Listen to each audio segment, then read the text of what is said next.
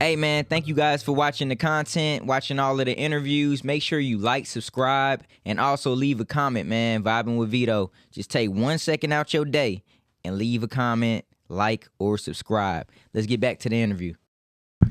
Okay, we live in the crib, Vibing with Veto. Make sure you like, subscribe, and comment on the YouTube at Vibing with Veto. Also follow us on the Instagram at Vibing with Veto. You already know the slogan, we vibrating higher. And today I have a special guest, Atlanta legend, bro, like Mr. Put That Shit On, Polo Dro. Yes, sir. You got a man of many names, you know what I'm saying? But introduce yourself to the people, for the people that don't know who you are. Man, I'm Young Dro from Atlanta, Georgia. Bankhead to be exact. Thanks, bro. Yes, sir. You want to know something crazy, bro? Like, when I used to listen to your music back in the day, I ain't know where you was from because you used to say so many hoods in your songs, bro. I used to think you was from Herndon Homes. I used to think you was from, like, everywhere, bro. I got ties. Like, one thing about, like, my family, like, we from everywhere, like, for real, for real. Thanks. You know what I'm saying? Carver home tie, Harrow home, Herndon home tie. When I was hollering Herndon home, you know, my dad used to smoke dope out there, but I really was Todd Strong and you know what I'm saying, Big Slim, and, you know what I'm saying? Right. Yeah, shit. Was it like Post Slim or Big Slim? Slim J. Okay. You know what I mean? Yeah, because I knew somebody out there named Post Slim, and his son was what's his son name? Damn, forgot that nigga name, man. But yeah. I knew. And Slim was having real paper, man. Facts. Yeah, man. The boy was having real paper. Had the don't with the oxygen inside with the davins on there. Facts. You know, I used to look up to Slim. Yeah, facts, bro. Yeah. Facts. That's dope, bro. Bro, thank you for coming to Vibe with Veto, bro. Yes, Everybody that sits on this couch, I have the honor to ask them the question. So now I have the honor to ask Young Dro this question. Okay. How big would you dream if you knew you couldn't fail? How big would I dream? I mean, like, well, you want me to tell you what the dream would be? Well, how big would you dream? I mean, it's no wrong answer. Like, how big would you dream if you knew you couldn't fail? Oh, I'd go Elon Musk. Facts. Yeah, richest man in the world. Yeah, facts, you know facts. what I mean? Like, I wouldn't, you know what I mean? I'd be trying to buy the moon, man.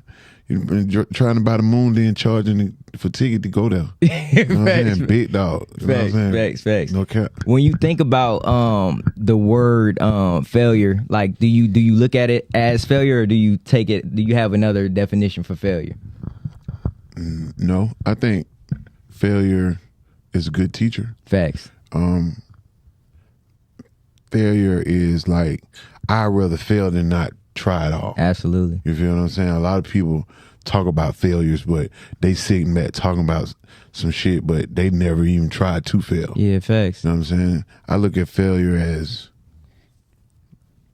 like practice. Mm-hmm. You know what I'm saying? Yeah, you ain't facts, bro. You know, Jordan didn't hit all his jumpers. He failed at most of them. Yeah, facts. More than what he hit. You know what And I'm now saying? he the greatest He of the all greatest time. of all time. Facts. Yeah, when I think about the word failure, like the L in it is like I look at that as like lesson and learning. You know what I'm saying? So similar to what you said. Like, so anytime I ask that, I just want to see what the next person's perspective of that word would be. Okay. You know what I'm saying? Hey, so let's take it back, man. The early days. What were some of the moments that made you like realize that music was your God-given talent and God-given calling? It had to be in church when my grandma, like, it wasn't rap though. You know what I'm saying? It was always like, it was church first, like, you know what I'm saying? And probably some LL Cool J, I Need Love type shit. You know what I mean? But I knew I really was like gifted or something. Cause my grandma, you know what I'm saying? She was like, she had like a third eye. She was like, you gonna be something. Facts. You feel what I'm saying? Facts. And I at first I wanted to be an R&B singer, but I was like, them niggas too cheesy a little bit. Facts. You know, they were too soft. So I feel you. You know, and I ain't want to just be, you know, I ain't want to be the type of person that I wanted to be in my head, and then be an R&B singer, like reaching and grabbing for the sky. You know what I'm saying? I couldn't do that and have a car full of gold in it. You know what I'm saying? I feel you. And have straps and be doing all that shit. Yeah, You know, I facts. was like, that don't go together, so I'd rather just be. Yeah, I feel you. So in church, like, were you in like the choir in church? Like, what was Yeah. your back? Okay, for sure. I was the lead singer. Real talk. Yeah, my first song was Center of My Joy Damn. for my grandma, yeah. Okay. Damn. So was that like your introduction to like, man, look, music, like this is lit. I just don't want to do this. I mean, yeah, you know what I'm saying? Once I hit that note, that made the other choir man, the older guy. Yeah. He called me to the back. He was like, "Hey, look, the way you should hit that note, you supposed to say it like that." I was like, "I said it right." You just, hey. Right. You know what I'm saying? And I knew then. I was like, and my cousin who used to be sitting in the front crying, "Sing it, baby." I was like, "Man, I ain't saying y'all messing it up, cause now I'm shy."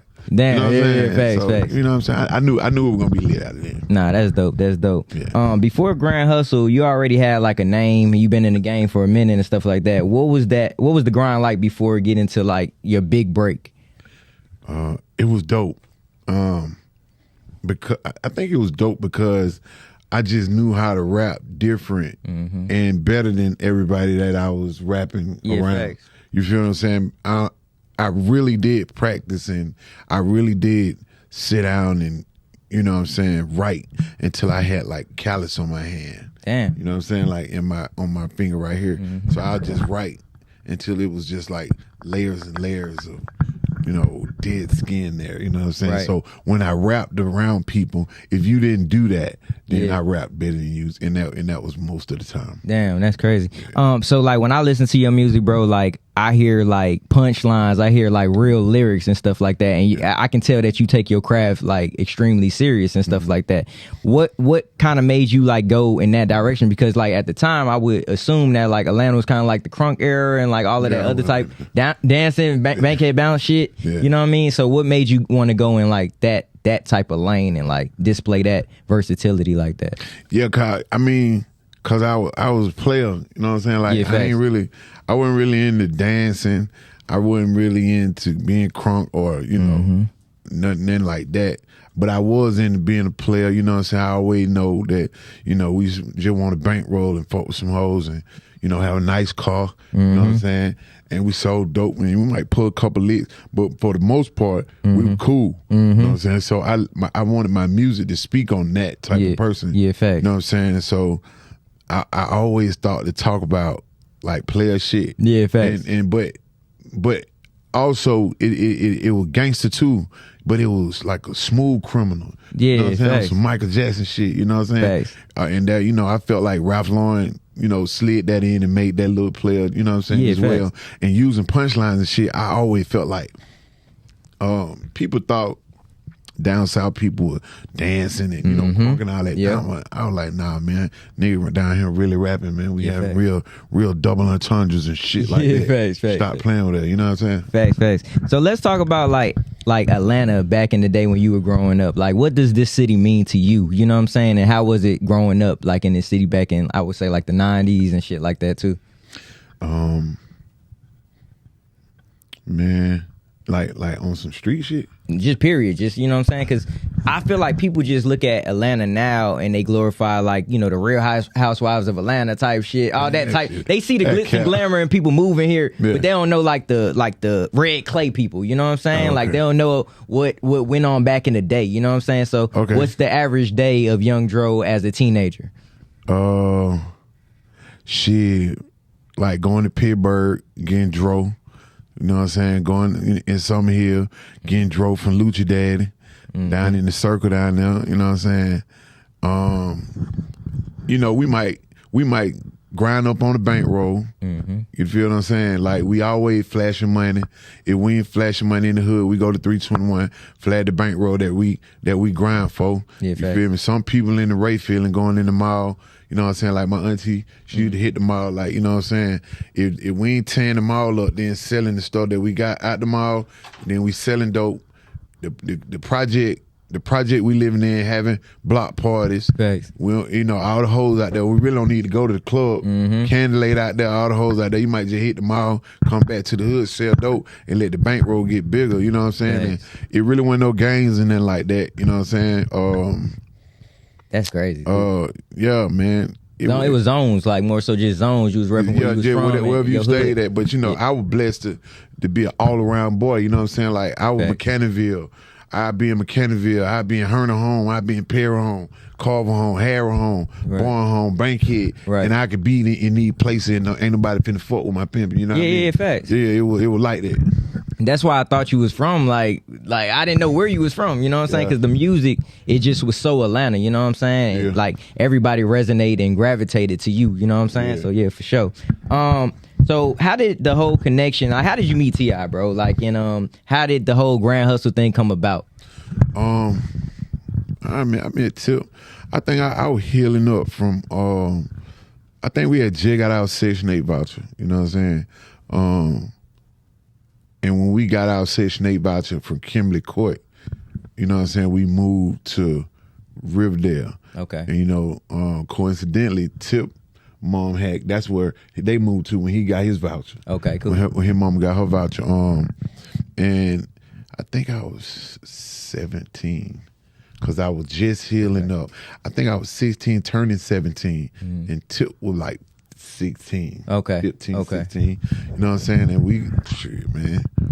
Well, by the time we got over there, I seen how it was lame as hell over there. You know what I'm saying? Yeah. And I knew it was different. We were project children. Yeah, you know what I'm saying? They had carpet, AC, shit like that we never had. Right. You know what I'm saying? So when we got over there, I was just seeing how the children was over there and the niggas, how they kick it. You feel what I'm saying? And I ain't see nobody that would like me. Right. Or acted like me, or you know what I'm saying, or even my age. I had a shit bag. I had just got a shit bag off of me. You know what I'm saying? So when I seen Tip over there, I was like, damn, shout act like, you know what I'm saying? Yeah. And I heard how he was talking. I was like, he don't talk like either. You know what I'm saying? Right. Then you know, we met. You know what I'm saying? We started kicking it, man. And Shawty was selling dope and hustling and kicking his shit, you know what I'm saying? And I had those same skills and shit like that. So and I knew the dope that we had from our side, you know what I'm saying? Cause coincidentally, I'm from Bankhead, Tip is too. We migrated.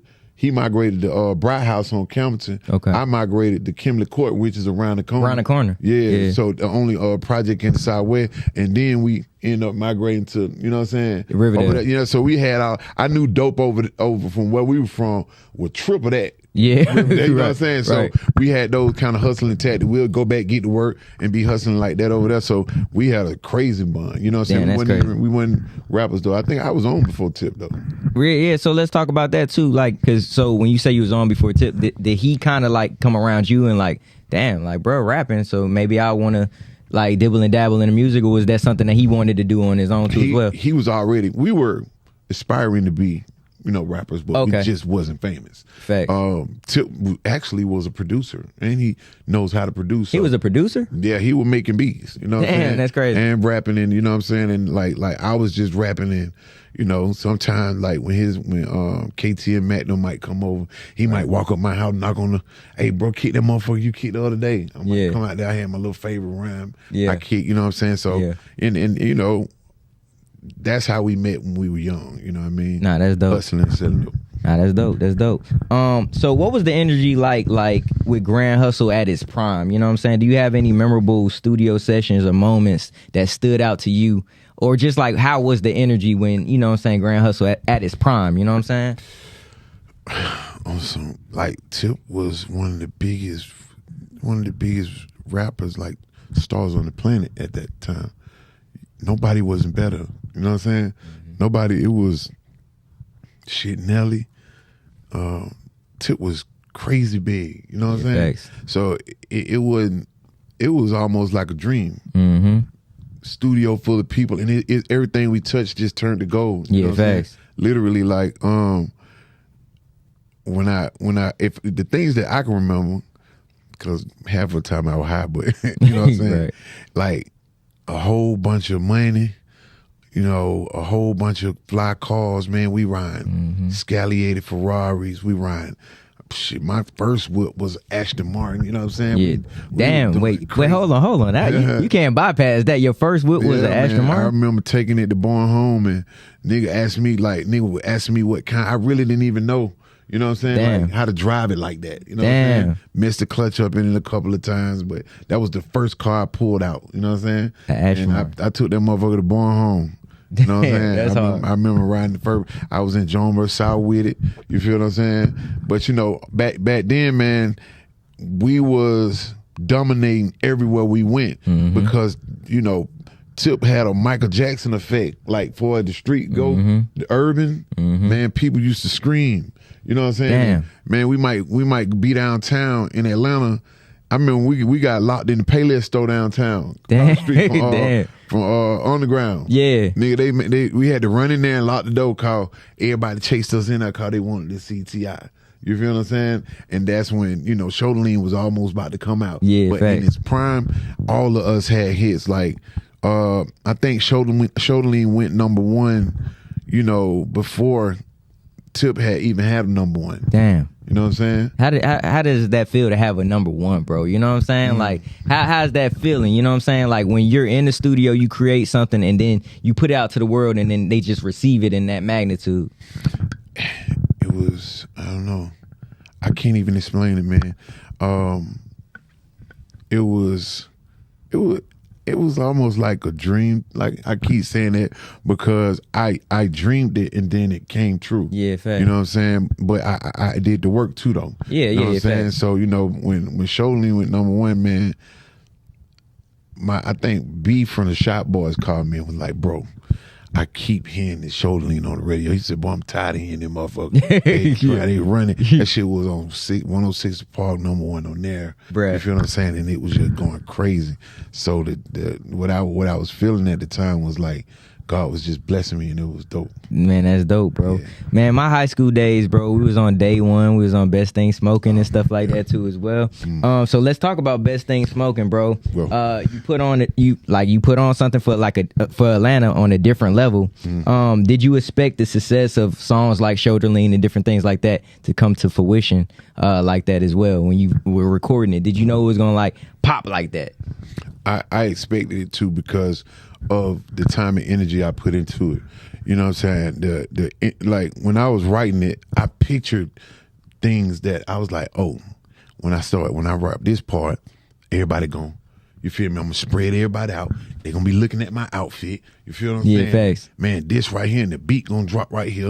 I'm gonna come out the beat and I'm gonna acapella them motherfuckers. Yeah, facts. You feel what I'm saying? So when it came to fruition, I was like, it's happening. It's crazy. You know what I'm saying? Yeah, facts. So yeah, it was dope. That's dope. Like when you perform it, bro, and you just go acapella, bro, that shit be crazy, bro. Yeah. Like I'm in I've love. been in the audience like watching you and shit. Like so. I'm in love with the craft. Yeah, like for sure. I'm very much so in love with the craft. Like a lot of people buy, like when you drop an album, like when I first put out my album, I was like, it's one thing for you to get the album. You know what I'm saying? Then when you put the album out, like you're not as always as hot as you are when you know what I'm saying, first drop. So your performance is what you have after that. So when people see that performance, that's almost like a rebirth. Oh, I see it in person now. Yeah, fact. You feel what I'm saying? And if you know how to, if you fire with a show in person, it almost give them like a double dose of Yeah, it. You know what I'm fact. saying? Now I got the album. Then when I seen it in person, shit, I love it even more. Yeah, you know? facts, bro. That's hard. You want to know one of my favorite songs off that project? What? Trunk got that Jackie Chan and Chan. Bro, why didn't you do a video for that? That shit was hard as hell. You know what, bro? I actually got the big head, man. I wasn't around acting like I was all that. I did Rubber Band Banks. I supposed to did We Lied. I supposed to did Jackie Chan. High Five. I wanted to do Fresh. Okay. You know what I'm saying? Yeah. That body full of polo clothes. That was shit. hard. Fresher than a bit. Man. Nah, and yeah. I just was, man, I don't know. You know what I mean? I had them went. So I sell 2 million ringtones. You feel what I'm saying? And then the single went like 3 times platinum, 4 times platinum, and I was all over the place. Crazy. That's crazy, bro. So ringtone days. So if you sold rings, that's separate, right? Or did that add to it was a bankroll. You know what I'm saying? I actually won an award for that. Acom gave me an award for that. You know what I'm saying? I had a ringtone award. That shit is crazy, bro. Man, that shit is crazy. With all of the success, did you ever feel like the pressure to like keep up, or like, you know what I'm saying, like you had to just continue to be consistent, or like what was your mind frame after that? Like, you know what I'm saying, after Shoulder Lean blew up and shit like that, what was your mind frame? Did you chase other goals, or were you just like kind of like, you know what, I'm cool for right now? Man, to be honest with you, I thought that I just was gonna live forever rapping, like, and that was cool. But I thought that I was gonna be that age forever. Facts. You know what I'm saying? But I did feel like, because my album leaked. You know what I'm saying? That's what kind of like. Was it Napster? Was they putting it out on Napster or LimeWire and shit back in the day? I honestly don't know what it was. I didn't bootleg your shit, bro. I'm telling you. I ain't bootlegging, bro. I was pissed the fuck off. Like Yeah. my stomach was turning all kind of knots because I was unaware of what had happened, and I felt like I was in trouble. You know what I'm saying? I didn't know what had happened, but and I felt like I had to do things, and I just went to go and try to kill the mixtape game because I didn't want to sit around. Right. You know what I mean? And that shit led to me doing like 40 mixtapes. Yeah, bro. You know what I'm Yeah, saying? bro. Like, Yeah. which at that time the mixtape game was hot. Like, you know what I'm Crazy. saying? You see, like Wayne was doing that shit, and Yeah. Gucci had tapes. You had Yeah. tapes. You know what I'm saying? Yeah. But you got classic tapes, so it wasn't a bad idea that you did it. It was good. Like you fed us. You know what I'm saying? Kept me eating. Yeah, facts. Let's talk about like your growth now and stuff like that. You do a lot for the community. You have a nonprofit. It Yeah. takes a village and Yeah. stuff like that. It still takes a village. Yeah, congratulations on that. So you're doing a lot in the community. What kind of impact are you hoping to make with this organization?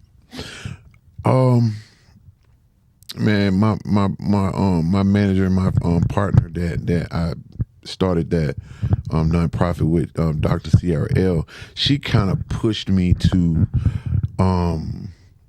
be something different. Like, you know what I'm saying? Like when Offset had died, right? And then the little kid that got killed at Atlanta Station. Yeah. I kind of like something that just sparked in me, and I was looking at the TV, and then you know, she manages me, so she was like, they just killing rappers, like, you know what I'm saying? That shit is It scary. used to glorify the rapper, like, you know what I'm saying? Be like, oh man, this somebody famous. Nowadays, somebody can just get the balls to walk up and kill the hero. You know what I'm saying? So I kind of like, I made a song for it first, and then I was on the news, and then I came up with this. What we came up with, It Still Takes a Village, the nonprofit, man. And I actually stood up against senseless gun violence, and you know, I'm all about protecting yourself. You know, Yeah, if you facts. got a gun, you know, protect your family. You know what I mean? But I'm totally against senseless gun violence. Yeah, facts, Yeah. bro. And since then, you've been like killing it for the community. Like I commend you on that and respect you for that. We bro. in the communities, we in the homes, we in the schools, educating and combating senseless gun violence. And we also bridging the gap on mental and behavioral health also, man. And up under that umbrella, man, we got something called RARE, Real Acknowledge Real Everywhere, where I mentor the boys, Sierra mentor the girls. And up under that umbrella, we got something called SUN, where we speak up now for wrongfully evicted people, man, trying to keep households in their houses, you know what I'm saying? Because I see it's a lot. If you drive through Atlanta, you see a lot of homeless people out, man. Right. You know, we got the resources and stuff like that down in Fulton County. So, you know, I'm connected with judges and all that stuff, man. Yeah, bro. Yeah. And speaking of like, you know, homeless and stuff like that, you know, Trump had basically did away with food stamps, all that Section 8 and shit like that. So I'm kind of scared, you know what I'm saying, to see where the country would head in that direction too as well. So that's crazy. Do you think your own life experiences made it easy for you to connect with the people, like in the communities too as well? Yeah, most definitely. Facts. I think when you go through things, like when I talk to, like, I'm in school, I'm in Clayton County schools right now, you know, mentoring the boys. I just spoke at Carver. I speak at funerals because people call me like, hey, yo, I want you to speak to these kids. And I don't think they would listen to somebody that doesn't identify with what they've been through. You feel what I'm saying? Like, you know, say for instance, the rehab. Rehab saved me. You know what I'm saying? But the rehab full of people like me. Yeah, facts. You know what I'm saying? Facts, like facts. it took for somebody that knows what the hell I was going through to Right. actually help me off of that or out of that position. Right. So I feel like kids want to see and hear somebody that been through the street, that know the street. You feel me? I'm a victim of gun violence myself. I don't want shit bad. My mama a victim of gun violence. You feel me? My brother is, you know, my daddy's a drug user for 50 years. I'm a recovering addict. So there's nothing you could tell me about the street that I don't know about. You feel what I'm saying? And on top of that, I'm a rapper. Most 90% of kids listen to rappers before they do their own parents. Yeah, facts. You know what I'm saying? So Facts. I have to use my platform to reach the youth. Nah, for sure. Yeah. Respect, bro, for real. Yeah. So can we talk about that too as well? Because I know you said battling and overcoming addiction and stuff like that too as well. You've been open about your struggles with addiction. When did you realize that it was time for you to make that change? Well, I guess when God just kept showing up, man, and revealing himself. And, you know, once I saw my daughter on drugs, and to see that generational curse go from my daddy to me to my daughter, you feel me? I was like, hell no. This shit got to stop right here, because if there's no feeling, you feel what I'm saying? And I plan to have more children, and I cannot fathom still having a habit and my smaller children seeing it and then living the same way. You feel me? Because nobody don't know the feeling of seeing your beautiful daughter engaging in stuff that fuck up your head and mind, and, you know, on drugs. You know what I'm saying? Right. That shit'll break a man down. And I ain't talking about, you know, no small drugs. I'm talking about it to the point where it make you cry. You feel what I'm saying? When you see your child like that, you feel what I'm saying? So when I saw that, man, I got my ass up and went to the rehab, you know what I'm saying? And we planned to go together, you know what I'm saying? But I had to go on ahead of her, because I knew that if I made the change, then she probably would. And lo and behold, man, God came through. And when I stopped, she stopped. You know what I'm saying? Man, can we clap it up? Like, nah, for real. Nah, for sure, bro. Damn. Okay. Yeah. That's what's up. Congrats on that, man. What were some of your biggest obstacles you faced while trying to get clean? I didn't want to change because I thought drugs made me better. I thought drugs was, like, we normalized it. I thought I needed to be on some perks or something to write good music. I thought I needed drugs and shit to, you know, for girls to be around me. I thought that, you know, niggas wouldn't want to kick it around me unless I had a party pack. You feel what I'm saying? So it was a struggle, because I knew I had gave that up. And once I gave that up, I gave up people that I thought I loved or thought loved me. You know what I'm saying? Like, you know, just to not be in that area, in that crowd no more. I was like, I'm gonna be lonely as a motherfucker, but shit, that was a lie. I'm way better. You know what I'm saying? Yeah. Did you see your surroundings change once you gave it up? Did you, like, the people you once were around, like, did you see them kind of like fade away, or kind of like, damn, why you doing that, bro? Why you leaving us type shit? Yeah, type shit. You feel me? But some people thought I was better than them. Like, you know what I'm saying? Which is fucked up, because I would never think that. You know what I'm saying? They thought that, you know, because I thought different and I said different things, you know what I'm saying? I wouldn't hang out in this spot no more. I wouldn't stand on that block no more. I ain't gonna be out at this hour no more. I ain't going to the strip club or the club unless I'm getting paid no more. You know what I'm saying? It's just like that. You know what I'm saying? Or I changed my number. Like, sometimes I don't want to.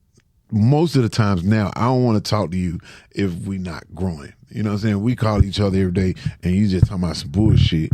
You feel what I'm saying?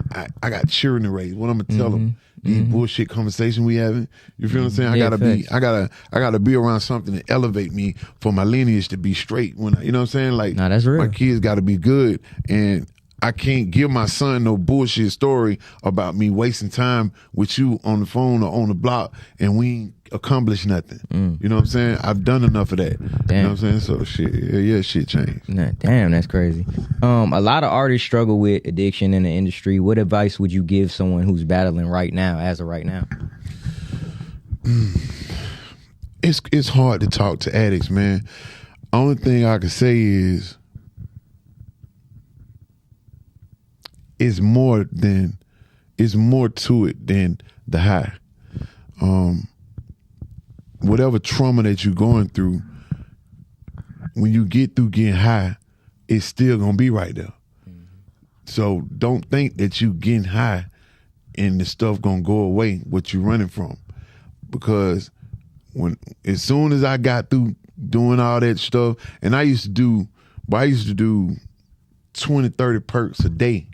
You feel me? Drink lean all day, and you know what I'm saying? And boy, come on, man. I used to take down near 10 of them motherfuckers at a time trying to trying to mask it and paint it. Damn. You know what I'm saying? Trying to mask it. So, and every time I came down, what was in front of me still was in front of me, if not more.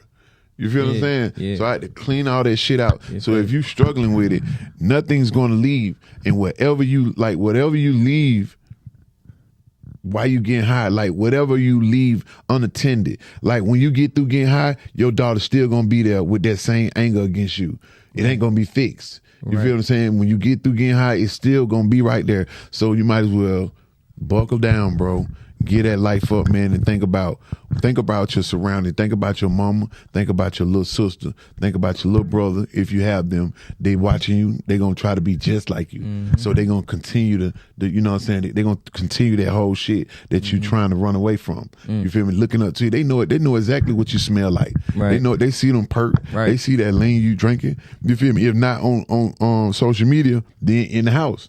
You feel what I'm saying? Right. So think about the people that love you, man. Yeah. You know what I'm saying? And if that mean a lot to you, go on and get that help. It's okay to ask for help, man. Yeah, facts. It's okay to get therapy.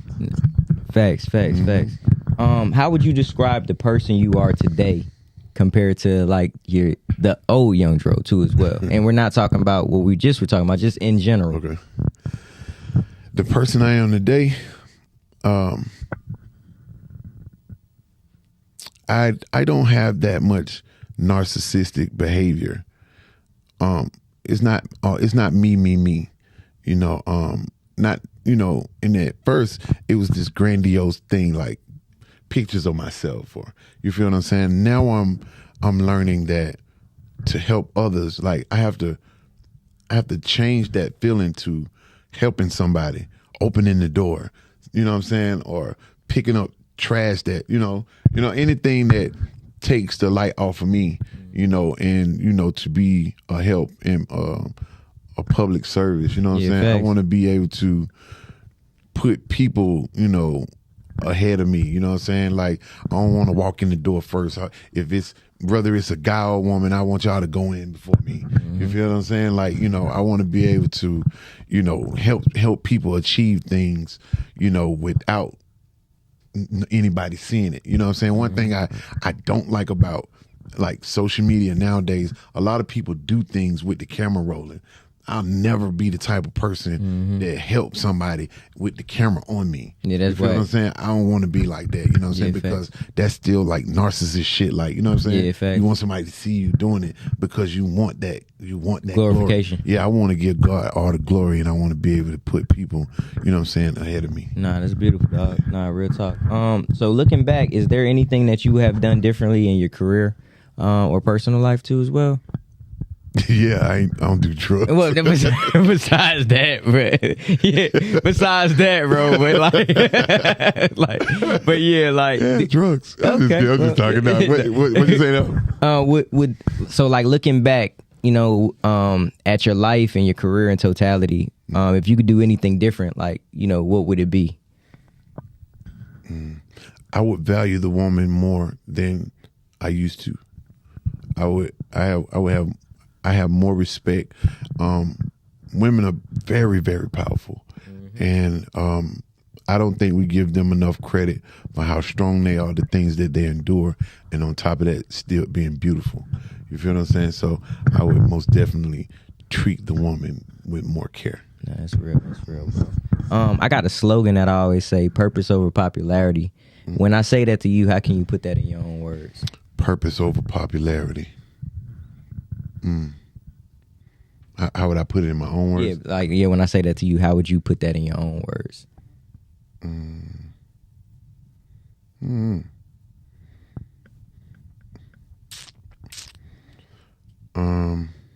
I'd rather be a good father to my son than a great rapper.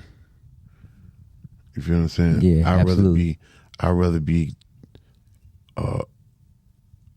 the hero than Dro the rapper. Damn. You feel me? I'd rather be the hero to my son, because my son kind of fights with it. You know what I mean? That's my dad, Dro. You feel me? I stopped wearing jewelry around him. You feel me? I used to go to his school with all my chains on and stuff. Yeah, I stopped all that, you know what I'm saying? Yeah, and matter of fact, I haven't worn my jewelry in like couple years, you know what I'm saying? Yeah. Just so he could be like, this dad, you know what I'm saying? Yeah, like, facts. I don't want him to be confused about the one and Dro. So I'd rather be a great father than a great rapper to him. Yeah, facts. Do you feel like when you reach immense success, like people start treating you not like you're a human? Like, you know what I'm saying? They just treat you just like you're just a rapper. Like you don't have feelings. Like you're not a person. You know, like you don't have things to do other than rap. You know what I'm saying? Yeah, that shit used to be super weird, and I used to do things on purpose, like be over somebody's house with my shoes off, and and when somebody walking, I'm like, what Dro doing here? You know what I'm saying? Yeah, like, right. I'm fucking human, like what I'm saying. It's the things that people do, like it's kind of like. I come from a day where the phone wasn't really there. So you really saw us on 106 in Park. You really saw us on MTV. You feel what I'm saying? Yeah, so facts. It was different back then. It was a fallout. That's what I'm saying. Yeah, you know what I'm saying? So yeah, it used to be weird, man. You know what I'm saying? But nowadays, the phone is, you could just pick it up and see me, you know what I'm saying? Yeah. So it ain't that bad no more. Facts. Do you think like the celebrity now, because of the phone, has kind of like been watered down, like being a celebrity or whatever, because anybody can kind of pick this thing up and blow up overnight? Yeah, it kind of did. It took the mystery out of it a little bit, but also it kind of like let them know you a little bit more personally. You know what I'm saying? Some people too much. Yeah. You feel me? That's why I'm glad I ain't been on social media in almost like I haven't had social media in my hand on my own looking at it in a long time. You feel what I'm saying? Because of how much access I was giving to myself. Then I was getting high. I was saying personal things. Some things didn't add up. You might we don't need to hear that this day. Yeah, facts. We don't really want to see you this day Facts. and what you got going on, which ain't adding up to too much or nothing. You know what I'm saying?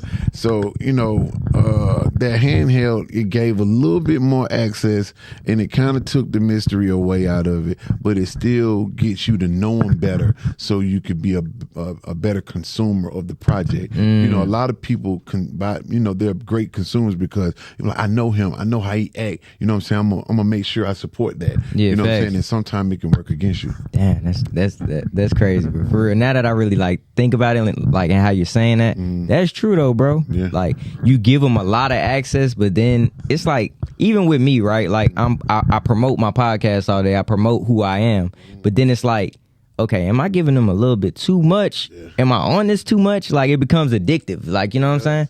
Yeah, fact. And you said you had a flip phone earlier when I was talking to you because you. Phone see, listen, man. Let me show you something. Right quick. Right. Damn. Man. And then this the best part. You know what I'm saying? You can't hang up like that on no regular phone. Yeah, facts. Whip that mama out there and get it. Bro, how does it feel to have a flip phone though? Like now in 2025, bro. It actually get more attention than I get. If I whip out my phone somewhere, people be like, golly. And right. they be like, why you ain't got no iPhone? And I'm looking at them like, you actually think I can't afford an iPhone. Yeah. But right. you know what I'm saying? I use this because it keeps me grounded. I don't know everything.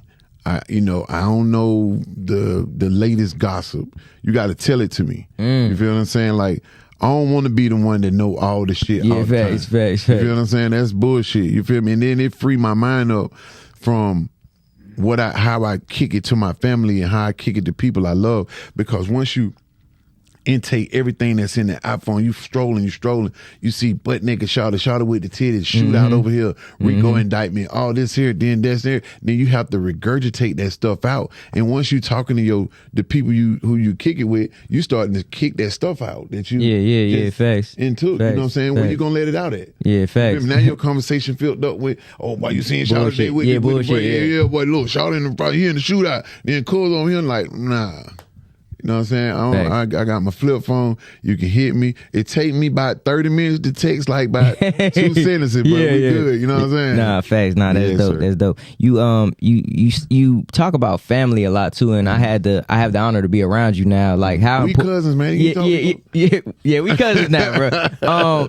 How important is family to you though? Cause like being around you, bro, it's like, bro, I can tell it's like love. Like it's love in there. Like, you know what I'm saying? Which I love seeing that too, and I love being around that. So how important is that to you? Family is very important to me because it's important to God. Whatever is important to him in my life right now is important to me. And I believe that, well, I know that nothing is more important than family because that's the only family you got. You feel me? And sometimes we have extensions of our family, and that's even better. You feel me? Because, you know, what's stronger than a marriage? You know, the person that you married is not your blood. They're an adoption of, you know, that's extended family. So, you know, if you meet a friend or something and you adopt them, you know what I'm saying, and y'all could be closer than the people that's in your, you know what I'm saying? Right. So family is important, whether it be through blood or through friendship, you know what I'm saying? That's so dope. Without genuine people around you that love you unconditionally, which is family, I could be a bad rapper, like when I overdosed. I felt shame, but my cousin them love me still. You know what I mean? I could stop selling records, but my sister loved me still. You know what I'm saying? I could fail at anything. My mama gonna love me still. You feel me? And that's important because it shows you unconditional love and compassion, and they pad every fall. Like if you fall, they there to pad it. You know what I'm saying? Nah, that's, bro, just being around y'all, like it feels like my family too. You know what I'm saying? So that's why I love being around y'all too. We are. But yeah, man, one last question before we get up out of here. With the weight of the world on your shoulders, success at the palm of your hands, how do you respond when adversity knocks at your door? I invite it, and I assess it, and I see the best way I could deal with it. You feel what I'm saying? When it knocks at your door, like, don't be afraid to take that test. You know what I'm saying? Because if it wasn't that, it'll be something else. You know what I mean? I've always been the type of person to invite whatever. You know what I'm saying? And I love a good battle. You know what I'm saying? Thanks. I'm a fighter by the heart. You know what I'm saying? And a lot of people shut the door on those type of things, man. But I don't. No, you know what I'm saying? That's real. That's real, bro. Hey, thank you, bro, again for coming to vibe with me, bro. This is a dream come true. Yes, sir. Bro, thank you for real. Hey, it's been another episode Vibing with Veto. You already know. Make sure you like, subscribe, and comment. Hey, you already know the slogan. We vibrating higher, and we gone.